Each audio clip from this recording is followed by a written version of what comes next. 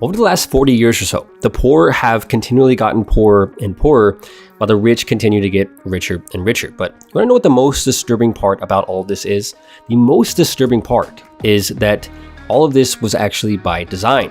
You see, as you all know, money is power. So you have to ask yourself, what exactly happens when a tiny portion of the human race, or the 1%, ends up with all of the money? The answer, of course, is that they end up with all of the power. What I'm about to share with you are 4 ways that the system is entirely rigged for the rich rather than the poor, because the more that you guys know, the better the chance that you will have of escaping it. Starting with number 1.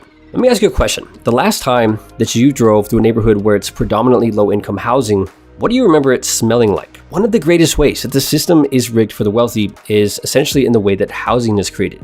You see, those in power and those with great wealth are able to structure and design housing in such a way that what you end up with is all the low-income people on one side and all the rich and wealthy on the other side. I don't think there's actually any better example of this than in the city of Los Angeles, where you have some of the wealthiest actors and politicians all living on one side, and then you have some of the poorest people that you'd ever meet living on the other side. See, for decades now, those with great wealth and those with great power have been able to set up housing in a way that essentially keeps poor people out of rich neighborhoods, while at the same time giving those with the most power and the most wealth the ability to live in their own little neighborhoods, completely isolated away from the poor. And the reason why I asked at the beginning of this video what it smelled like the last time you drove through a low-income neighborhood is because typically all the low-income neighborhoods are located in undesirable locations, such as next to massive paper mills or other large industrial structures that tend to produce massive amounts of air pollution that just happens to smell like rotting cabbage. I would know because I used to live in one. And this is just one more example of the way the system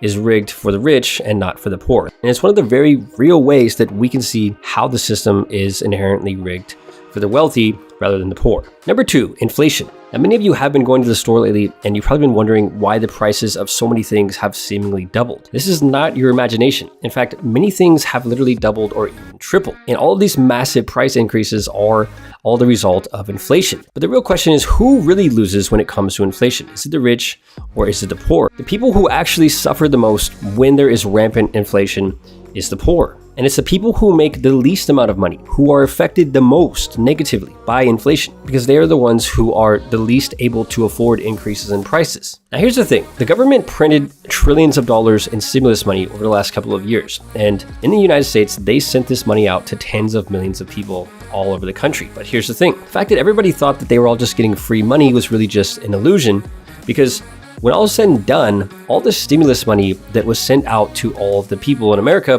where do you think all that money actually went? The answer is that all this stimulus money did not end up back in the hands of the government, and instead it ended up, you guessed it, in the hands of the super rich, or in the hands of the giant mega corporations that already hold the lion's share of wealth and power within this country, thereby making the rich even wealthier and even more powerful.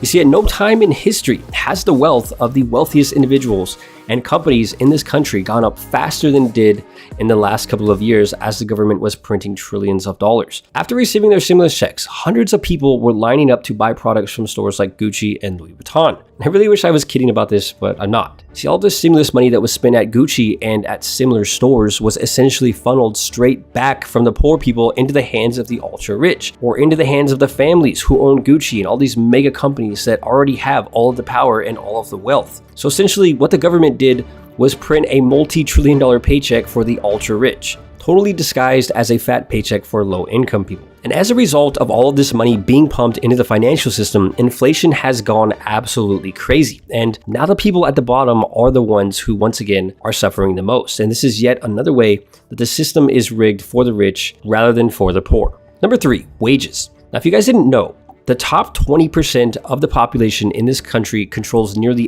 84% of the wealth in the United States alone. This is something that we would actually expect to happen because there's something called the 80-20 rule. But at the same time, it doesn't really change the fact that the system is indeed rigged. Something you guys have to understand is that money begets money, success breeds more success, and being rich tends to make somebody more likely to get richer. And the way that wages are set up in this country is by design to make the person who owns the business the wealthiest. You see, if employees were actually paid in direct proportion to how much profits the company made, people would be making way more money than they're making now. But by design, pretty much all companies and businesses are destined to funnel all of the profits and the growth that they have either to a single person at the top of the company or to a small handful of executives who run the company. You see, wages for employees will always stay the same while the income for the ones who own the business or the income for the ones at the top continues to go up and up. And when all of the money is going to a single person at the top, this person then has more money to expand the operation,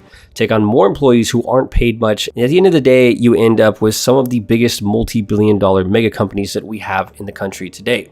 You see, the system is inherently rigged for the wealthy. The wages of the average employee tend to go up just enough to make sure that the employee has enough money to scrape by, but nothing more, and in some cases, maybe even a little bit less.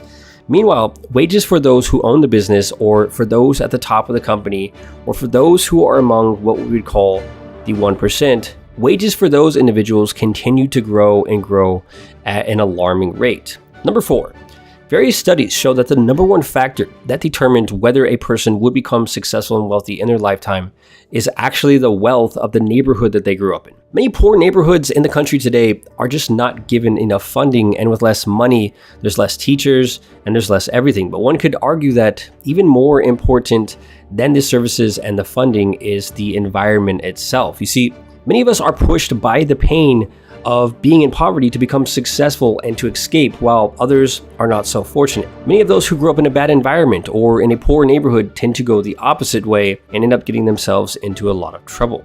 You see, the fact that many poor neighborhoods make it inherently difficult for those who are poor to get out of poverty is yet another way that the system is rigged once again for the wealthy.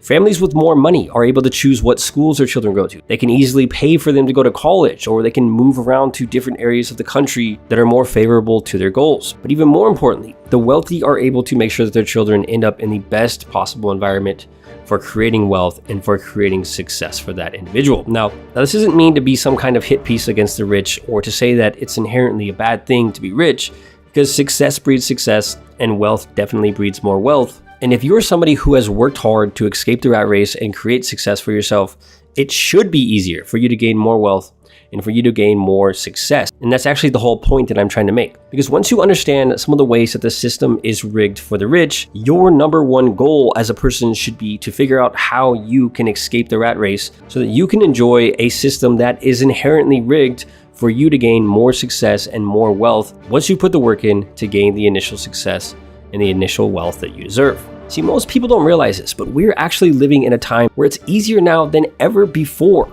to create wealth and to become successful. And all that you really need to do to get yourself into the top 20%, let alone the top 10% or the top 1% of the people who have all the wealth in this country, is to work hard and to get a little bit creative. And in the coming videos, I want to give you what you need to finally escape and finally find your way to the wealth and to the success that you deserve. So with that said, I'm Julian, and until next time, I want to thank you guys so much for watching.